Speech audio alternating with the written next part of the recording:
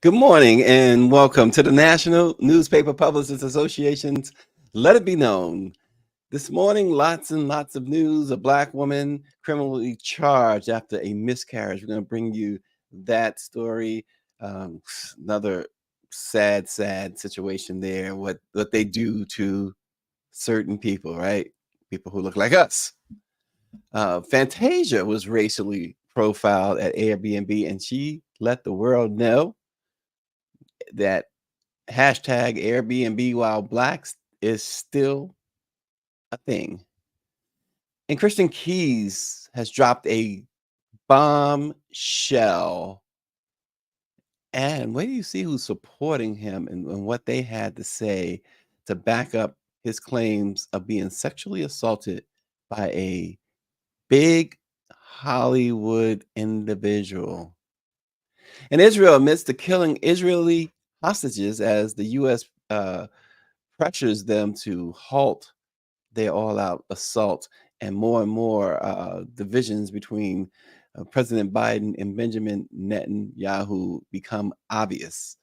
Also, going to bring you a story from our own Sam P.K. Collins' report and the Washington Informer that underscores another problem that the district is having. Lifeguards. They're operating with fewer and fewer lifeguards at pools and schools with pools. And it's a major problem, and it has cost someone, a young lady, 21 years old, cost her dearly. Her dad is speaking out as well.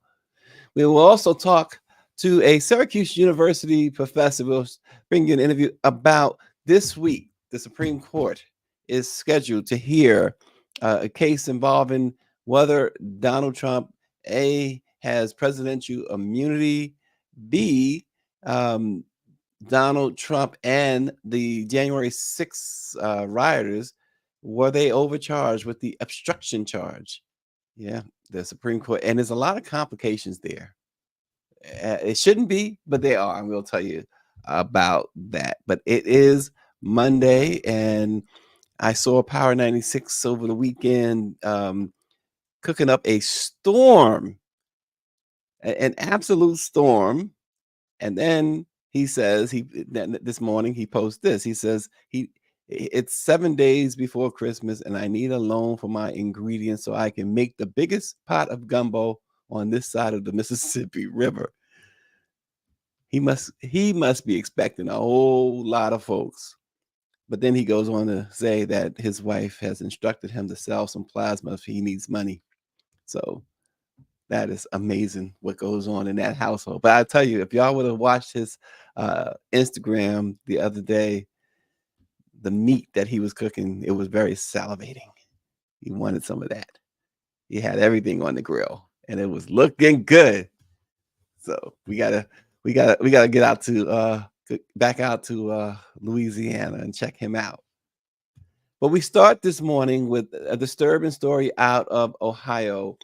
Of course, that state was in the throes of a bitter debate over abortion rights this fall when Brittany Watts, 21 weeks and 5 days pregnant, began passing thick blood clots.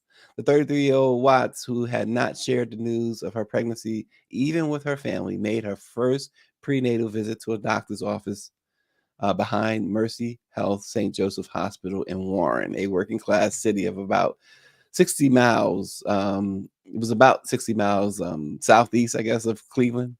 And the doctor said that while a fetal heartbeat was still present, Watts's water had broken prematurely, and the fetus she was carrying would not survive. He advised heading to the hospital to have her labor induced so she could have what amounted to an abortion to deliver the fetus. Otherwise, she would face significant risk of death herself. And that is all written in the records. So that was a Tuesday in September. What followed was a horrifying 3 days entailing multiple trips to the hospital where she miscarrying into and then flushing and plunging a toilet at her home. The police investigated her actions, and of course, she's being charged with abuse of a corpse, a fifth-degree felony in which she can get up to a year in prison and fined $2,500. Her case was sent last month to a grand jury and has touched off a national firestorm over the treatment of pregnant women, especially Black women, in the aftermath of the U.S. Supreme Court's Dobbs v. Jackson Women's Health Organization decision that overturned Roe v. Wade. Benjamin Crump posted on X, formerly known as Twitter. uh, he's got her back, and supporters also have shown that they've got her back. They've donated more than $100,000 through the GoFundMe to help her legal defense, her medical bills, and for her to get trauma counseling. It is really, really, really, really awful. This was not an abortion, and they're treating her as if she got an abortion. This was a distressed woman and sought help and desperate, afraid, broken, and this and she's being criminally charged. Now, the fetus part and the toilet and things like this was a reaction. It had to be a reaction to everything. And she had lost the baby long before it came out of her. Doctors confirmed that. And so they want this woman to go to jail for it. It's increasingly disturbing. David Youngblood says women in their health care are secondary considerations to white nationalist Christians. It's increasingly it's what was warned when the Supreme Court became so politicized, and we'll talk more about that later with our conversation with Syracuse University professor William Banks. But what's happened here is that everyone's rights, especially, I mean, Black women are just, as Malcolm X said, we've the most disrespected. But when they went for Roe v. Wade, and they went for affirmative action, they warned you. They told you, we're coming for all your rights. The only reason why they haven't gone, and that's the conversations come back up again on this interracial stuff. But the only reason why they stopped short of that, Uncle Clarence and Jeannie, but that they're coming for everything, and that's not even the most important stuff, right? But they told you, they told you, and they continue to tell you, if you listen to the court, who all types of ethic violations by Clarence Thomas and others, and they are unchecked. They're untouchable. Those are the true untouchables. Those are the true La Cosa Nostra, or however you say it, the true mafia, the Supreme Court, because they are untouchable. You can't touch them. They are totally above the law. And what they want, including the man in blackface, Clarence Thomas, is to take things. Yeah, he wears blackface. There's no question about it. Is to take things back to, at the very minimum, Jim Crow. At the very minimum. And they have the power. And if you listen to Trump's rallies, if you listen to him at all, you listen to the idiot from that was kicked out of Fox News because he lost all that money in the lawsuit. And they are telling you, you're done. Trump says, I'm going to be a dictator just for a day. And Nikki Haley, they all are telling you that Stefanik congresswoman, she's very clear, very, very clear. And we talk about the Congressional Black Caucus, biggest Black caucus. There will be no more Black caucus. They're coming for that too, because think about it. So affirmative action, the free what's the fund down in Georgia with the Black women that helps Black women. They're tied up. They can't help Black women right now. They're tied up in court.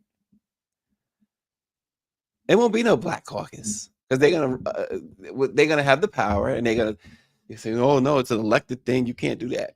They keep proving. Stop saying what they can't do, because everything that people thought 10 years ago couldn't be done is being done. DeSantis has given them the blueprint. I mean, he's the president of Florida for all intent and purposes, right, governor? And the reason why he's he's more than he's the authoritarian, he's the dictator in Florida, because he has the House and the Senate down there, and he has everybody in line, all the boards and everything. And he proved that when he just took over Disney and told them what they could do with themselves. And he's been fighting with Disney, the biggest attraction to Florida, the one that brings all the money to Florida. And yet he's taking them on and said, what you going to do about it? It's not like you're going to up and move for Florida. You're going to have to deal with it. Taking away all the books. We were talking just last night about like movies like Will Smith's Emancipation and The Color Purple, stuff like that. That's the only way soon enough you're going to know anything about real American history, meaning Black history, is through film.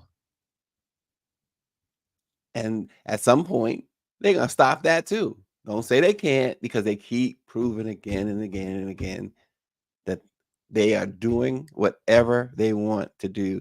And people keep, they keep voting them in.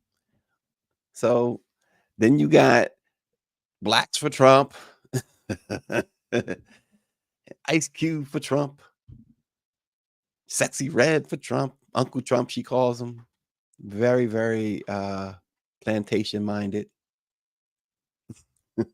Like, I'm ready to be back in the fields.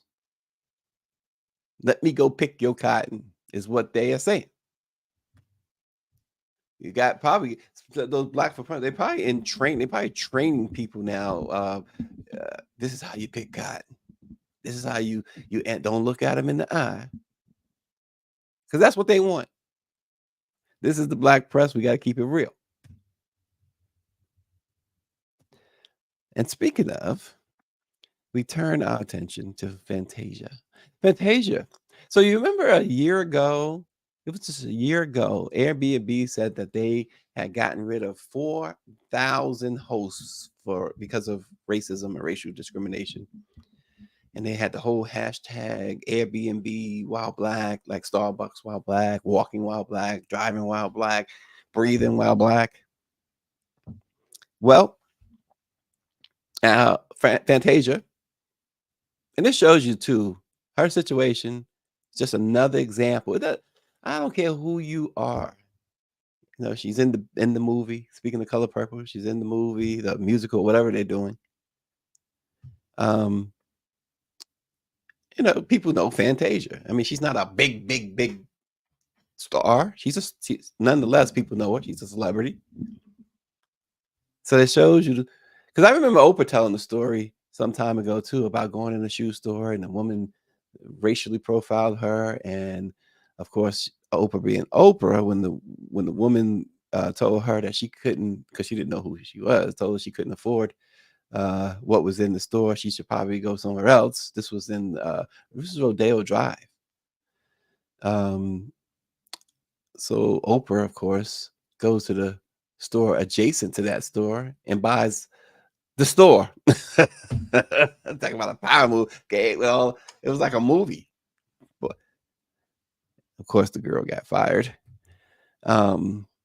But Fantasia was out on a recent family trip. She said was cut short because of racial profiling at an Airbnb.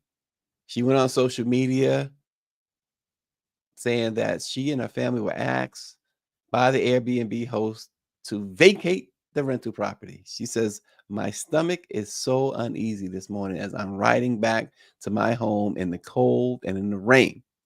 I don't say much when people do me wrong, but I can't stay quiet on how my family and I were just treated from a host with Airbnb trying to kick my kids and I out at midnight."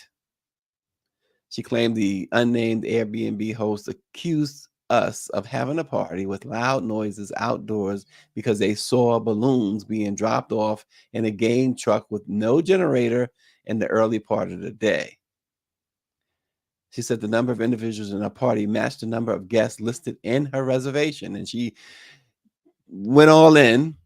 But this is how she concluded: "Is a long go on Fantasia's social media, and you can see the entire post. It's very lengthy, but she concludes by saying, "It's evident to me this was racial profiling, and the treatment we received was due to the color of our skin. I wanted my son to enjoy his friends, 10 to 12-year-olds, and make him feel special as I have been traveling for the last 35 plus days promoting a movie that I starred in." She says, "This time I dare not stay quiet," and then she concludes the long missive with, "So at 6 a.m. in the freezing rain, we sleepy with sleepy kids. We loaded up 4 vehicles, respectfully cleaned and organized everything back to its original place, and we left. Logistically, some of the children had to be immediately taken home, with one stating they didn't want to go home. I didn't deserve to look or feel like I let my son and those other kids down." I don't do Airbnb. I just never. I'm a hey, if you're not in the family of Marriott or the other guy, I refuse. I refuse. The leading hotels of the world, the HW Club. That's me. That's like Hay Adams, Washington D.C., stuff like that. I just don't do that.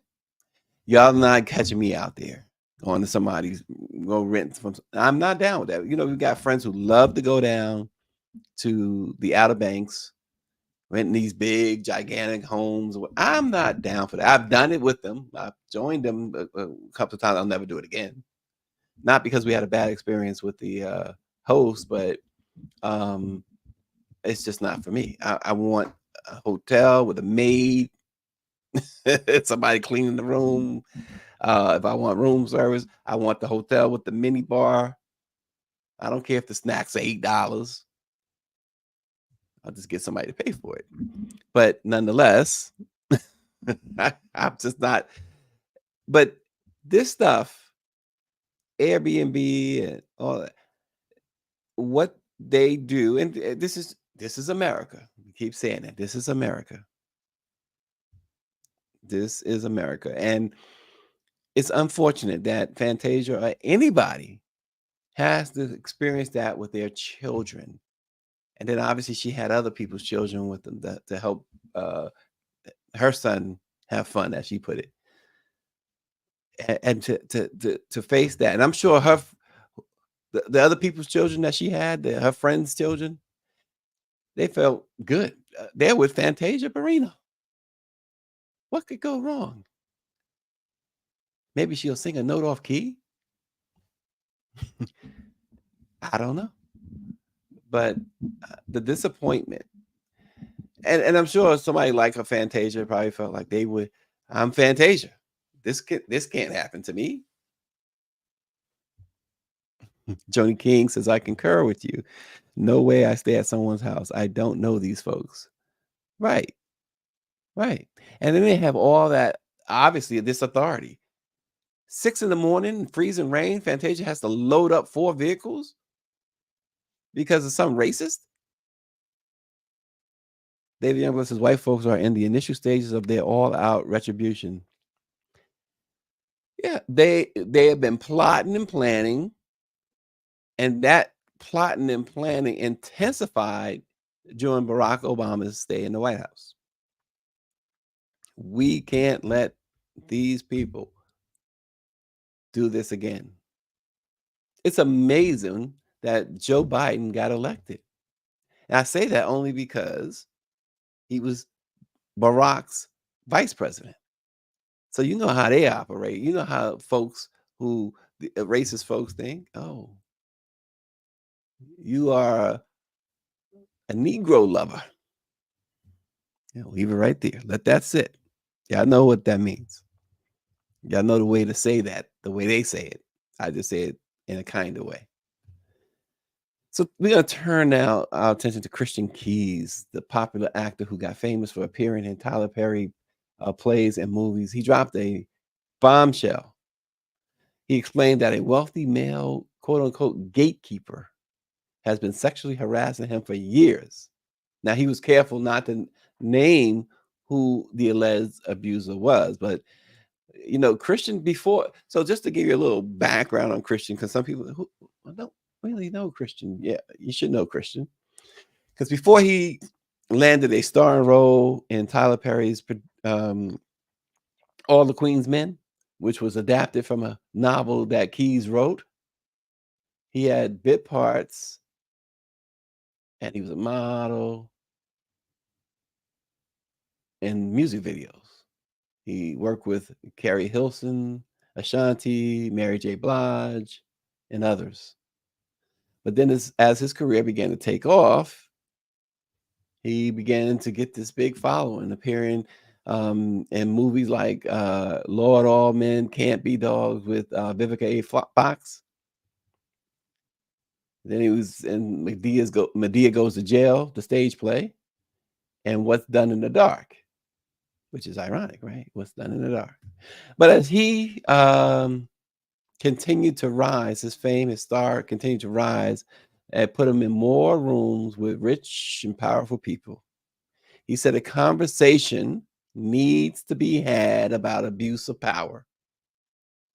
He uploaded a video to Instagram in which he delved into the details of the Hollywood experience and particularly singled out one powerful man for his persistent sexual harassment.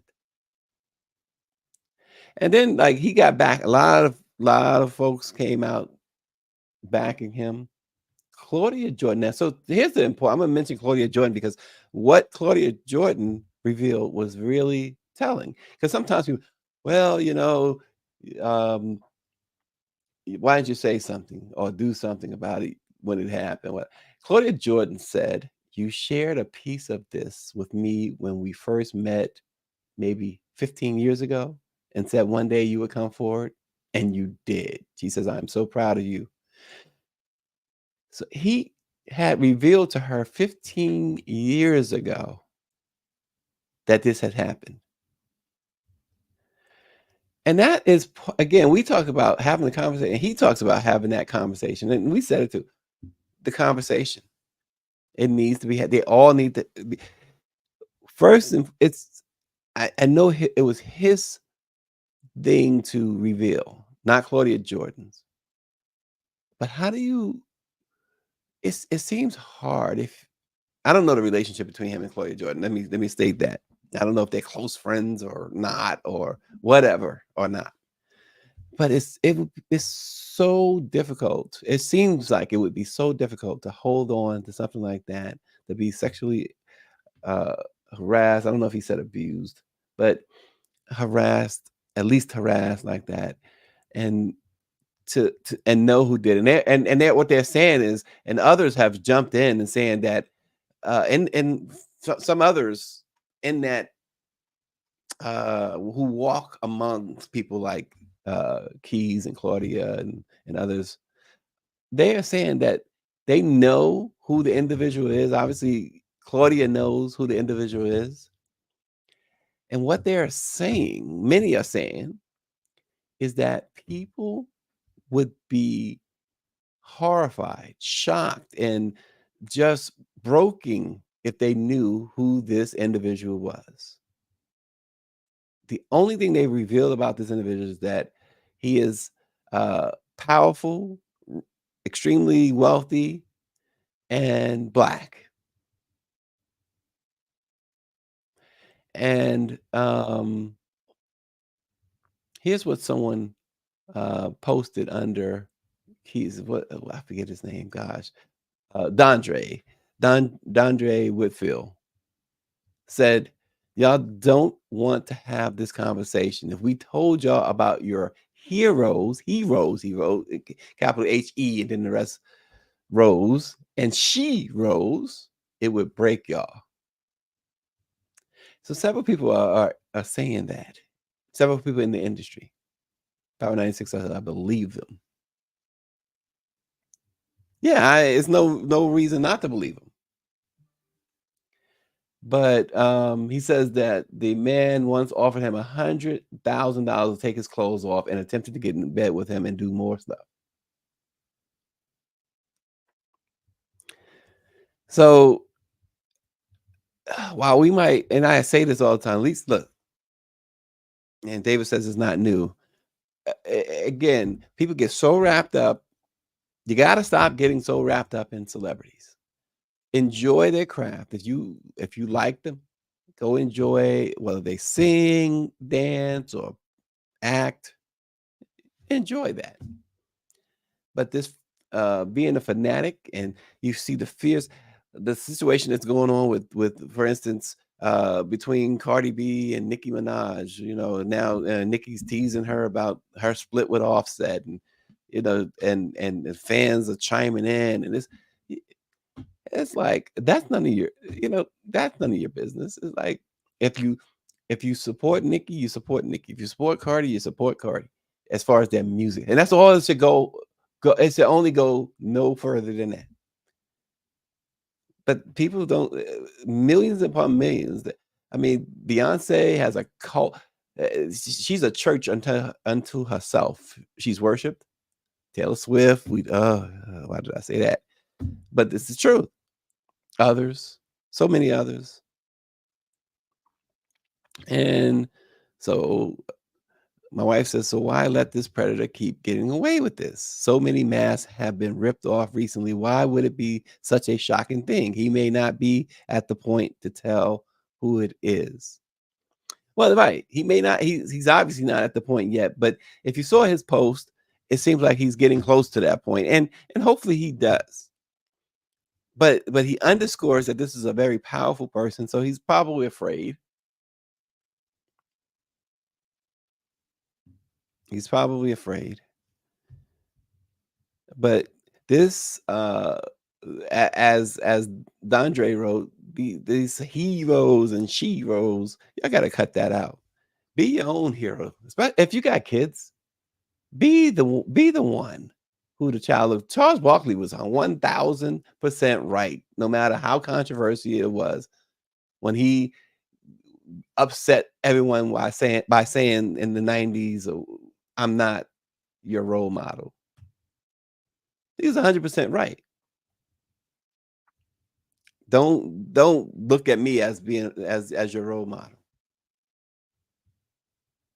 S- Be it for your kids, and your kids when your kids should be it for their kids, et cetera, et cetera, et cetera. There's a great scene in one of my favorite movies of all time, A Bronx Tale, where the kid telling Robert De Niro, "The working man is a sucker," and Robert De Niro broke it down for him. No, those gangsters, they're the suckers. Those Hollywood folks, they're the suckers, not the working man.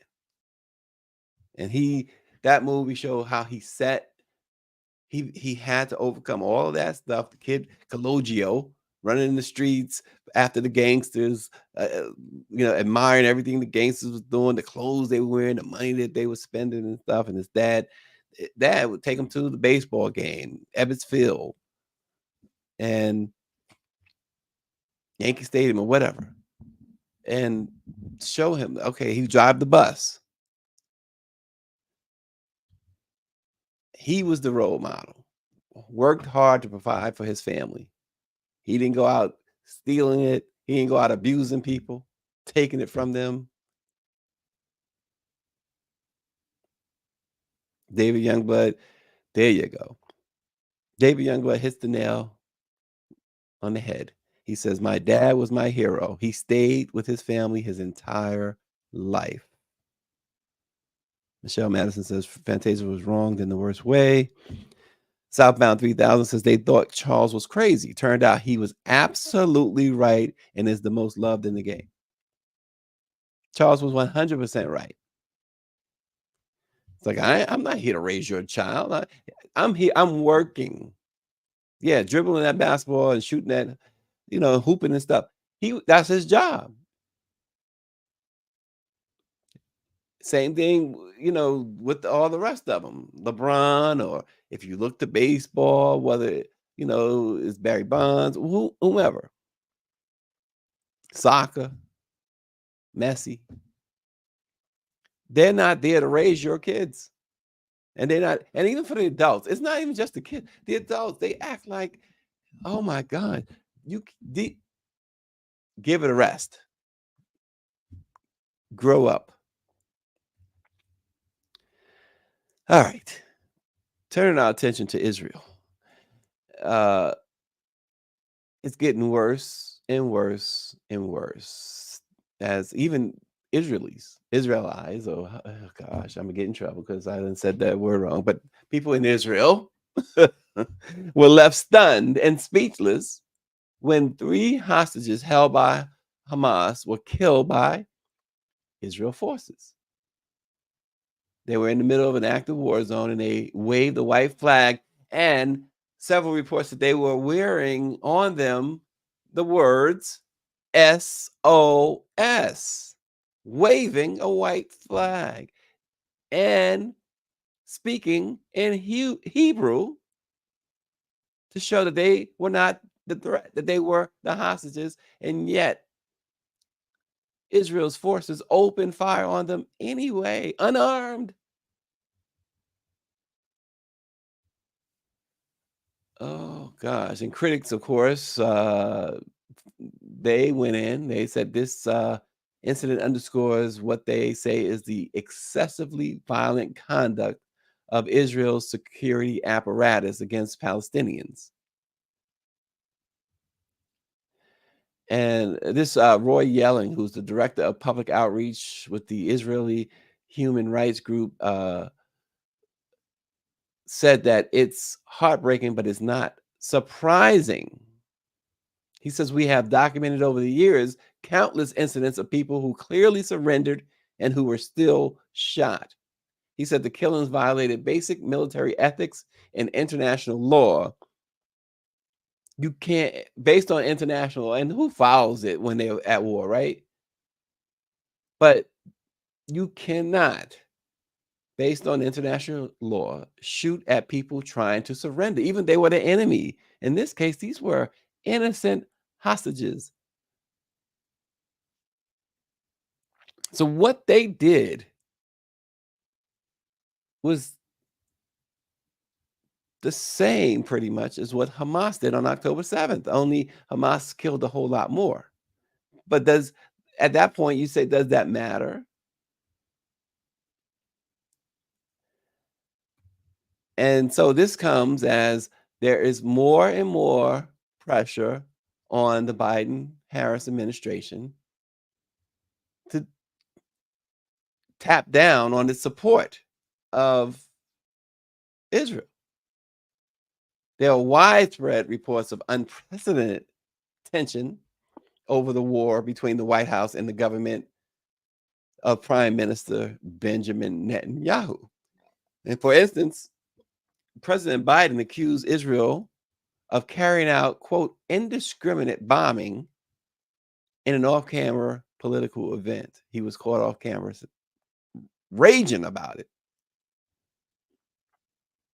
They say he used exceedingly blunt language, which typically causes pushback from Israel's leaders who insist they try to spare civilians but accuse Hamas of using innocent Palestinians as cover. But diplomatic rifts continue to deepen because a new U.S. intelligence assessment has shown that nearly half of the air-to-ground assaults and the ammunitions used by Israel against the Palestinians are so-called these unguided dumb bombs. Yeah, and Southbound 3000 says America sits between two wars, Ukraine and Israel. And he says, America, which one will you choose? Well, they've made it clear that they have chosen the Israel because the Congress said we're not giving any money to Ukraine. And plus, come on, Congress is Republican led, and Trump is uh, Vladimir Putin's little boy. So come on, that's his homie. But always remember when people again, you get what you ask for.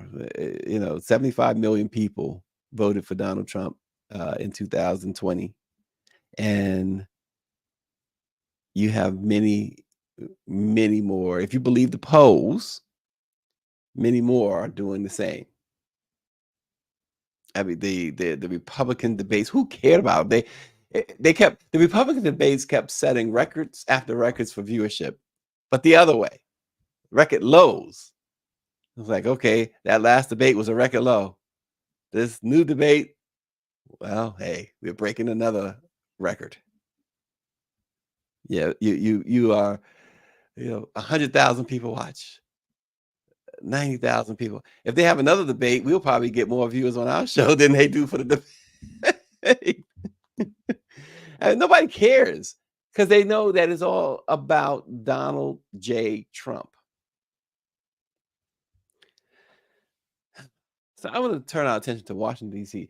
Sam Collins, who comes on the show from time to time, wrote a story that's running now on the Washington Informer's website, and it goes like this: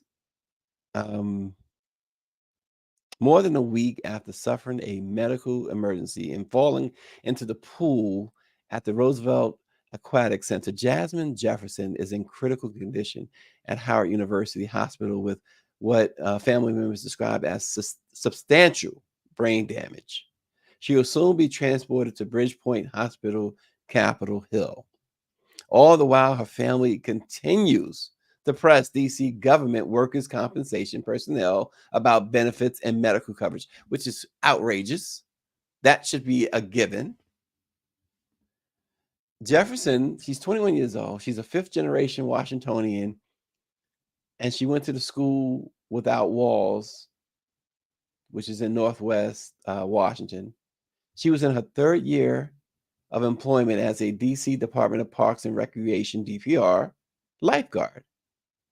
As her daughter lays in the hospital, as his daughter, I should say, lays in the hospital, Julius Jefferson has continued to question whether DPR had enough lifeguards in the pool area on the evening of this situation that caused his daughter brain damage, perhaps has caused her life. She fell out of her lifeguard chair and into the pool. So in his call for an investigation, Sam P.K. Collins writes that Mr. Jefferson also cited questions about the whereabouts of other lifeguards. In nearly 10 minutes, his daughter was in the pool by herself. And he rails on DC because, DC is having a major problem with crime and carjackings in particular. But he says this shows that we're not being kept safe on the streets, and the employees who work for the district government can't be kept safe at their jobs. Every employee should have an expectation that they will return home safely, and this was not the case. It's systemic within our district government, he said. And so Sam Collins goes on to note that this summer, As patrons frequented DPR aquatic centers and pools, DPR officials endeavored to keep them safe and the water clean. He said amid staff shortages, that meant lifeguards sometimes filling in for their colleagues at other DPR sites. It also meant that some DPR sites operated pools with fewer than the number of lifeguards required. Is the singer Burton? Good morning, the singer. She says that's too sad. The fact they're not investigating is the first flag. Exactly. And Sam breaks it all down. You got to go to the WashingtonInformer.com because he breaks all of that down, as Sam does better than just about anybody there is. But it's stories like this that has Sam featured this week or this month, this week in Washington City paper as one of the 10 folks working to make DC a better place. Sam is featured as one of the 10, deservedly so. But this story is one reason why Sam is being looked at even by the opposition newspapers to the Washington Informer, to mainstream. Good job, Sam. But this is a situation that is extremely sad with this young girl just doing her job. Something happened, and she had not one colleague that she could depend on because the district has not staffed these places the way that they legally should staff them. Absolutely, Power 96 is a well-deserved honor for Sam P.K. Collins. But this unfortunate young woman, her family is demanding answers. And the singer's right. The fact that they're not investigating is a huge, huge first flag.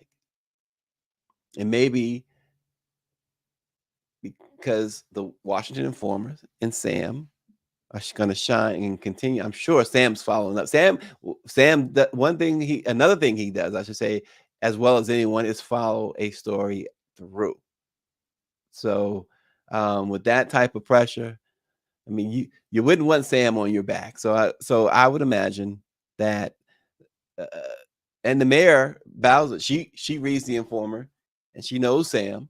She reads Sam all the time. So I would imagine that something will be done. Great job, Sam. This is what journalism is all about. Not what you see on the blogs, not what you see on Twitter and all that. What Sam is doing over there at the Washington Informer is what journalism is all about. It's why I came into the business. That's old school stuff. That is how you do it. I mean, the story is so compelling, but it's so much humanity. You could feel it in his words. That's what you want from a new, and you can only really, I mean, come on. I know it sounds all cliche, but you can only get it through the Black press. And thank you, the singer.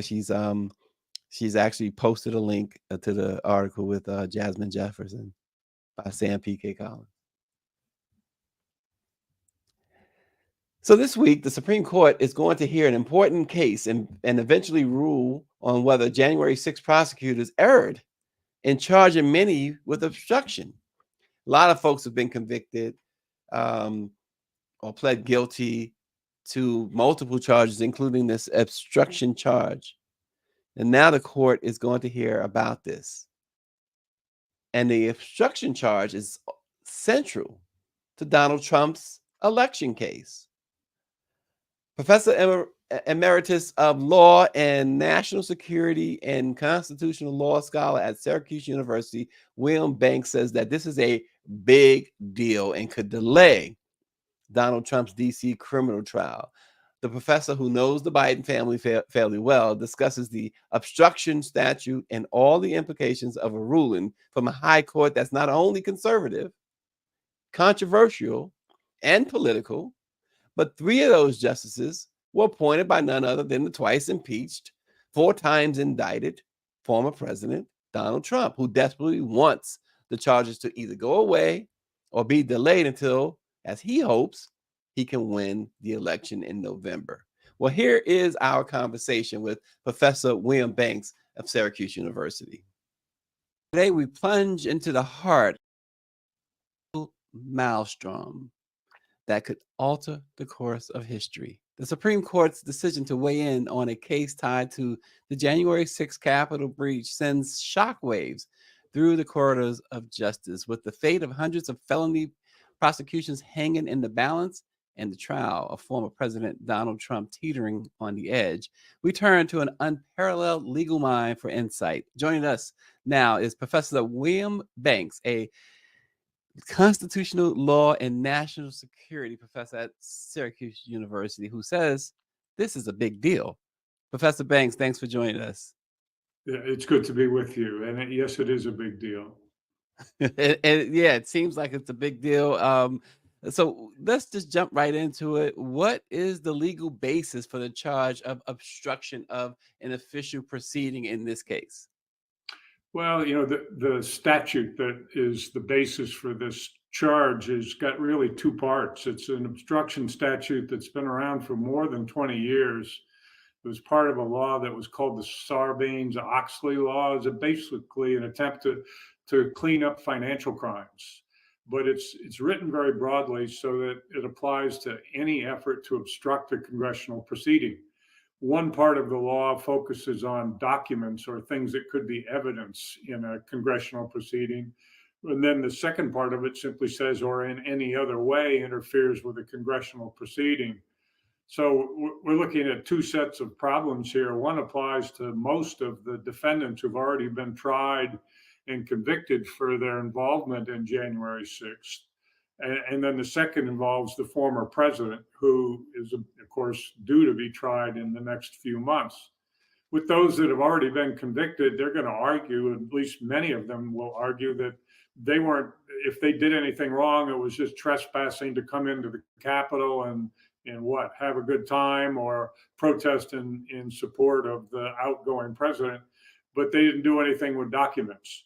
But the broader obstruction language in the statute certainly applies to them because they did indeed obstruct the efforts of the United States Congress to certify incoming President Biden's election. The Trump matter is a little different because in his case, arguably, he did both things that are covered by the statute. He interfered with the counting of votes by putting forth false slates of electors from some states.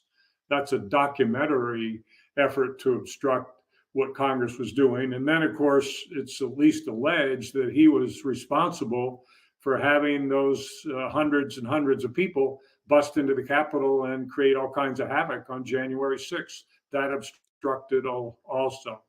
So with the Supreme Court agreeing to hear, the courts agreed to hear this one case involving one of the convicted guys, and then to decide in a second matter the application of his argument that he's immune from any criminal prosecution, both matters potentially before the Supreme Court.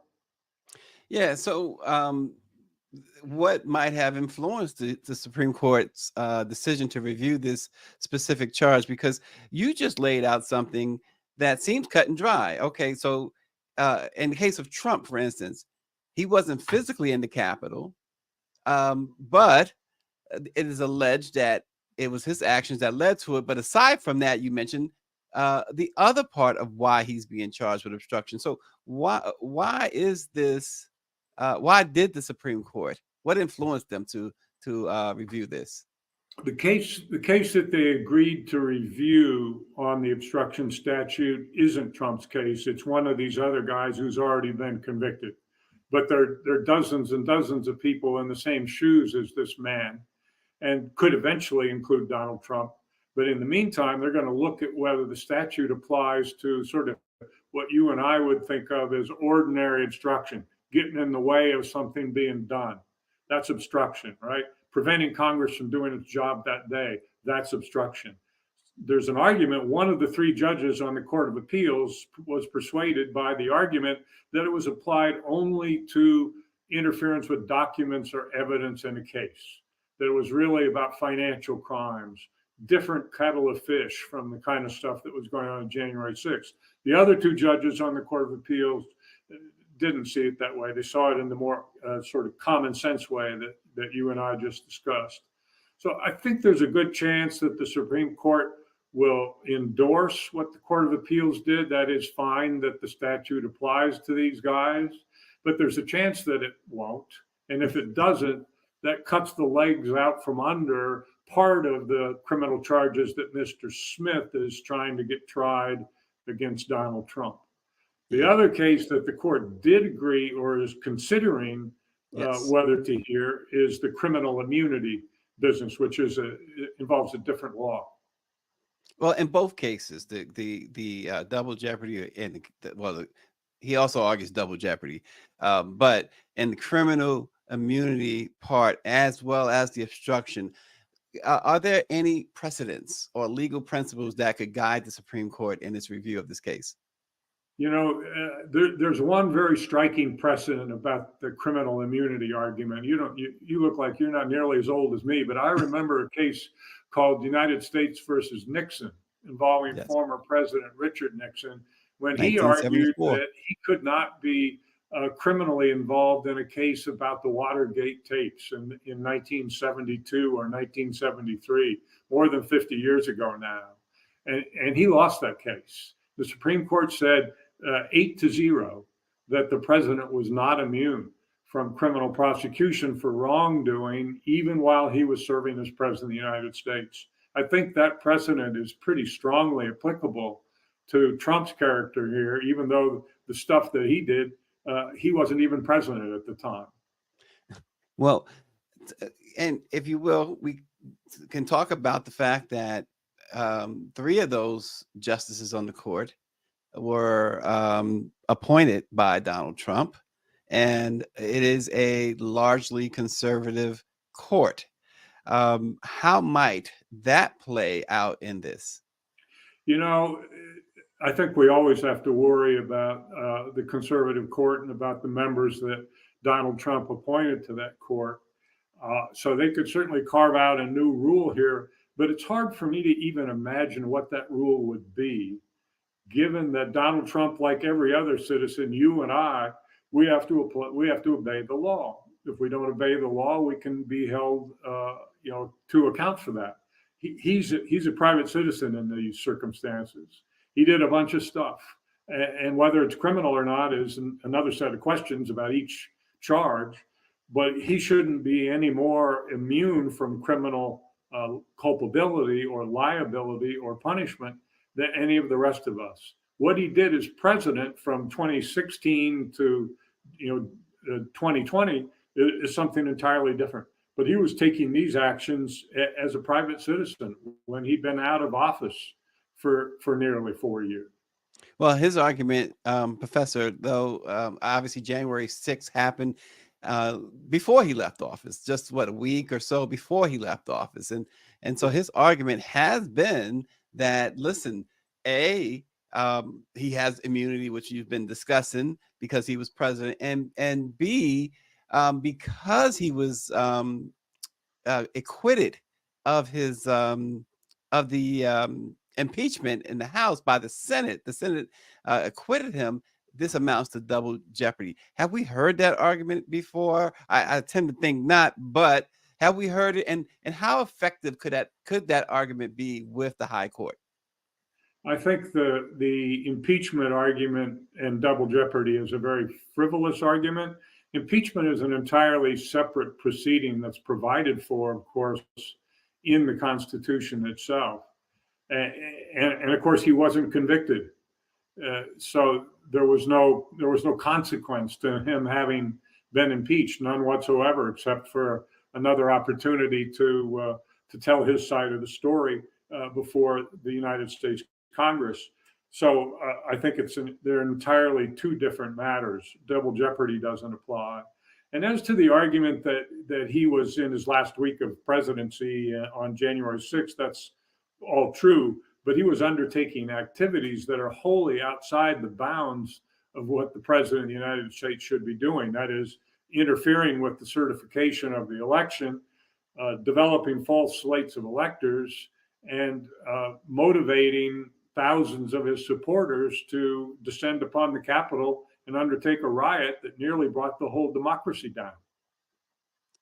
We're talking with Professor William Banks, constitutional law and national security at Syracuse University.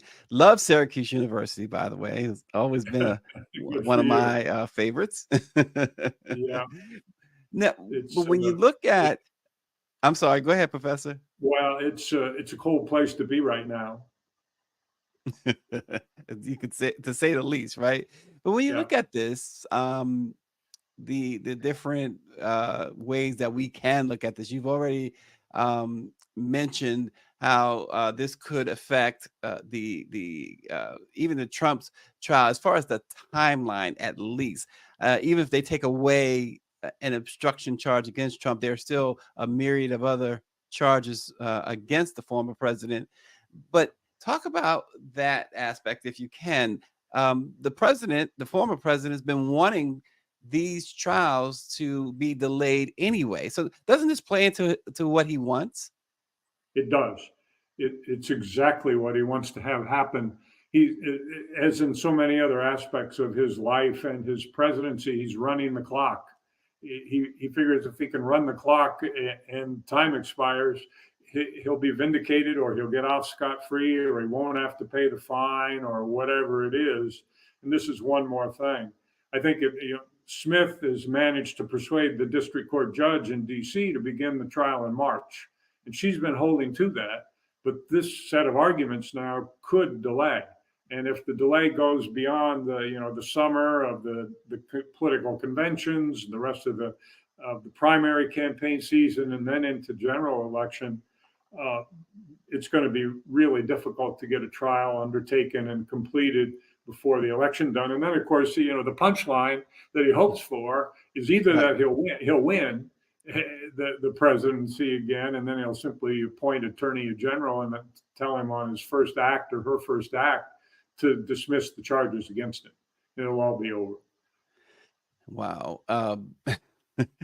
Are there, other than what you just mentioned, are there other implications that could arise from the Supreme Court's consideration of these charges? I think that, again, we're on two tracks here. One track is the criminal immunity. It hasn't been decided yet whether the court will even hear that matter. They did agree to consider it in a very short order, a matter of the next couple of weeks, maybe by early January. They'll let us know whether they're going to hear it. And then if they do hear it, I'm sure they would hear it very quickly, because they understand the consequences of what is going on. I think there's a very good chance that they either won't hear the case, the immunity case, or they'll hear it and rule against the president's argument.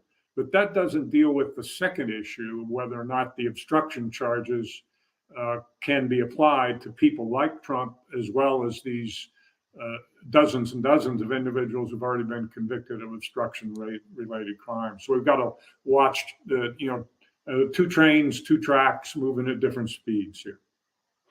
Is there fear when you talk with others in your profession, and other individuals, about whether or not the way this is playing out, and if it plays out the way the former president wants it to play out, which means that he may never see the inside of a courtroom, is there fear that we could really get people to sour totally on the justice system, to say, hey, there are people above the law? How many hours have we got? We could talk about this for a long time. I think a number of us who care a great deal about justice and the rule of law and democracy are very worried. Because the playbook that the former president is pursuing here looks a lot like the playbook of autocrats in other countries. They're around. He knows who they are. He emulates some of these people, and he aspires to be like them. He always liked Vladimir Putin. Uh, and, and the places that we're talking about here are not democracies. Our system is a democracy. It's based on the rule of law. We've certainly got our flaws. We have historically been a nation full of flaws, but we've had a system that's allowed us to peacefully work through most of our problems. Um, I fear that the consequences this time are especially grave. On the other hand, I also have a great deal of faith in my fellow Americans to elect somebody who will keep us on the path toward democracy and following the rule of law. What are some of the complexities that could make this argument from Special Counsel Jack Smith's side and from the defense side, if you care to tackle that side? What would make it particularly challenging? I think one of the most difficult things that Smith is going to have to contend with is if they get Donald Trump to trial, is separating out what he is constitutionally permitted to say and do, exercising his First Amendment rights, against the line where on the other side of that line is incitement or obstruction or interference with the lawful proceeding. That's a gray line. It's a fuzzy line. It's a very fact dependent line. And this is going to be a jury, and they're going to have to wrestle with those questions about where that line is in all kinds of different circumstances. Donald Trump always says, I'm out there espousing my beliefs and my values just like anybody can. And he certainly can. And Right. he's very good at it. But, it's always been the case that lines can be crossed, and when they're crossed, criminal consequences can follow. Now, we on this program in the Black press in general, we have argued when you see Donald Trump go after, personally attack the judge, the clerk of the court, the prosecutors, and then defy gag orders, we always say if Donald Trump looked like me or us, he would be locked up. But I venture to say if that were you, Professor, defying the gag order, if that were you, Professor, attacking the judge and the prosecutors, you might find yourself behind bars. What is the issue? Is it simply because he's the former president? And you just don't want to see a president in jail, that these judges have not taken that step? I think that is part of it, isn't it? We've never experienced this before. Never. In the history of our country. That's pretty remarkable, well over 200 years, never have we been in this situation before. And in so many ways, it's unique. So, and the judge, whether it's a single judge in the district court or a 3-judge panel or even the full Supreme Court of the United States, these are unelected individuals, right? They were appointed. Some of them were appointed by Trump himself or by Barack Obama, by other presidents, by Joe Biden. But they're just appointed. They're not elected by we, the people. Right. So there's a risk, I think, that judges internalize. They feel it, that when they're sticking their necks out, proverbially sticking their necks out, metaphorically sticking their necks out here, it's risky because they're purporting to speak for the people and apply the law to somebody who's very controversial. And they weren't elected to be in that position. They were appointed.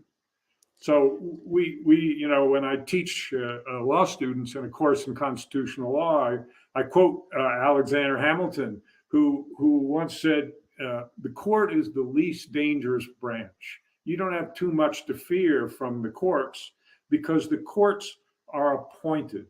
They can't do much on their own, or otherwise they wouldn't be appointed or they'll be impeached. They don't have a lot of power. Yeah. In fact, they have tremendous amount of power, but judges are often cautious, and appropriately so. But when I hear you say that, then it begs the question, Professor, this is an individual who's facing 91 felony counts that if he's convicted on every single charge in all of the jurisdictions that he's charged in, you're talking about over 800 years in prison potentially. Yeah. At that point, if he's convicted, based on, I'm hearing what you're saying, this reluctance because we've never been down this road before. Will there be a reluctance then at that point for a judge to send this former president to prison? I detect among the judges in DC no reluctance. I think they'd go straight away and sentence the man to prison. And I feel the same way about the case in Georgia. If that one comes to trial in state court down there, I think those officials, they've been following, they're going by the book, one thing after the other. And if it ever happens down there, I'm less optimistic about that trial taking place, at least with respect to Trump. But if it did, I think they would also apply the law to the person and render justice. Which one, in your view, Professor, of these four cases, New York, Florida, the Washington, D.C., the federal case, and the Georgia case, which one puts him in the most jeopardy? I think the Jack Smith case in the federal district court in D.C. is the best case, the one, partly because I think that Judge Chutkan is proven very resilient and hasn't been cowed in any way by the antics that his team has brought to the court so far, and partly because her record is so good. And I think that the charges that Smith has are rock solid charges. We do have that First Amendment problem that I mentioned to you before. And of course, a lot of things will turn if we do get to trial or the immediate days and weeks before trial on what kind of witness cooperation he's likely to obtain from close associates to Trump. We haven't seen those dominoes, if you will, start to fall yet, but Smith and his team will be trying to get people to agree to testify against the former president in return for more favorable treatment for themselves. We often, and understandably so, ask about whether a defendant can get a fair trial. When you think about this case, though, you have to ask, can Jack Smith get a fair trial? You mean can Donald Trump get a fair trial in D.C.? No. Is that what? Can the prosecutor get a fair trial, meaning a jury who is not tainted the other way? We worry always about the defendant, the jury being tainted against the defendant, but this seems to beg whether or not a jury could be tainted against the prosecutors. I don't worry about that in the District of Columbia. In many other parts of the United States, I worry about that. Think about all the trials that have been conducted in D.C. in the last 2.5 years for those charged criminally there, including the big time, the Oath Keepers and the Proud Boys, felony convictions, seditious conspiracy, 20-year prison sentences. Those are jury trials. Yeah. Those are jury trials. And, they got a pretty stern sentence. What challenges or advantages being a special counsel? Because again, this is not the U.S. attorney.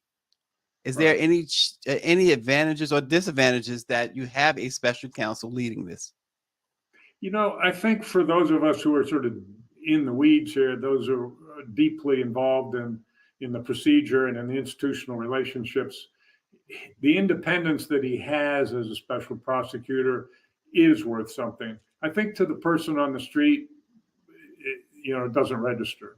And I think, in fact, because the Attorney General of the United States has been very careful to keep his hands off all of this, that there can't be any credible allegations that there's any bias.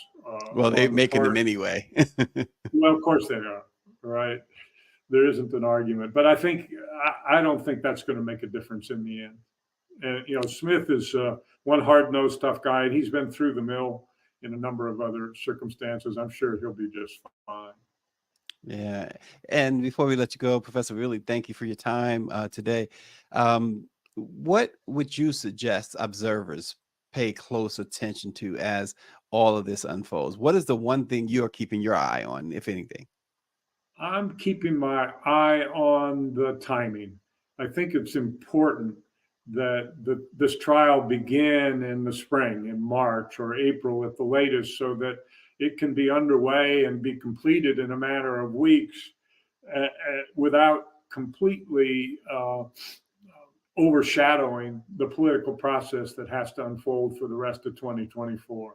We want to have elections in this country. It's, of course, not just the president that's going to be decided upon next November, but it's most of the Congress, and it's elections all over the United States. And it's a season where we want people to be able to focus on the candidates and the issues, not a circus.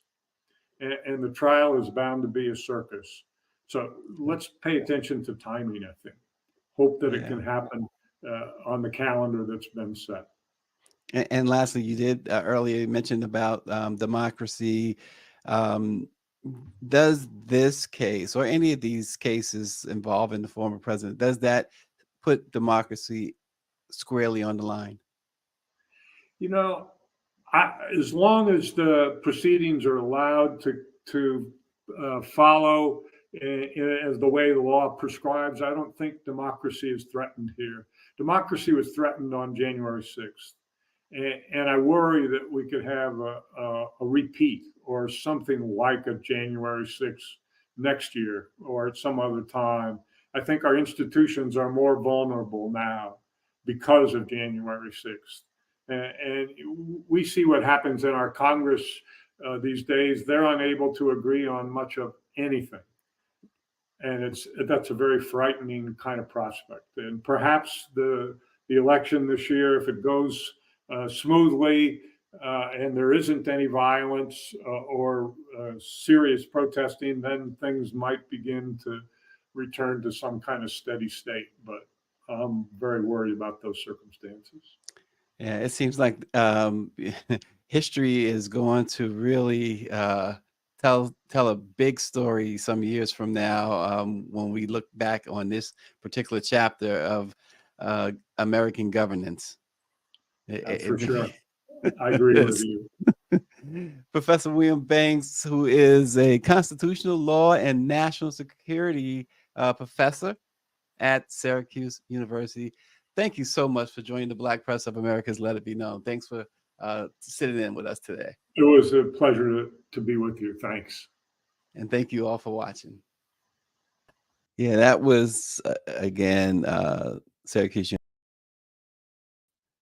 William Banks. We really appreciate that. We appreciate you all. Hey, share the stream on your stream, on your page as well. We plan to bring you so much more of important information just like that. Thank you again for watching Let It Be Known. We'll see you again tomorrow.